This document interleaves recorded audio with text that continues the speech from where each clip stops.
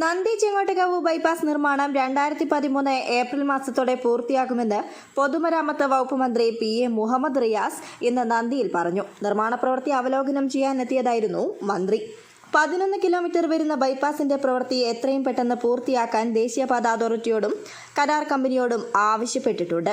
സമയബന്ധിതമായി പദ്ധതി പൂർത്തിയാക്കാൻ ദേശീയപാത അതോറിറ്റിയും സംസ്ഥാന പൊതുമരാമത്ത് വകുപ്പ് ഒരു ടീം ആയിട്ടാണ് പ്രവർത്തിക്കുന്നത്. പ്രവൃത്തി ഊർജിതമാക്കാൻ 15 മാസത്തിനുള്ളിൽ 36 തവണ അവലോകന യോഗം ചേർന്നു. 5800 കോടിയാണ് ഭൂമി ഏറ്റെടുക്കുന്ന നടപടിക്കായി മാറ്റിവെച്ചത്. ജില്ലയിൽ ദേശീയപാത 6 വരിയാക്കുന്ന പ്രവൃത്തി മന്ത്രി അവലോകനം ചെയ്തു. ബൈപ്പാസ് കടന്നുപോകുന്ന തദ്ദേശ സ്വയംഭരണ സ്ഥാപനങ്ങളുടെ പ്രസിഡന്റുമാർ, MLAമാർ, ഉദ്യോഗസ്ഥർ എന്നിവരുമായും മന്ത്രി പ്രാഥമിക ചർച്ച നടത്തി. News today Kerala.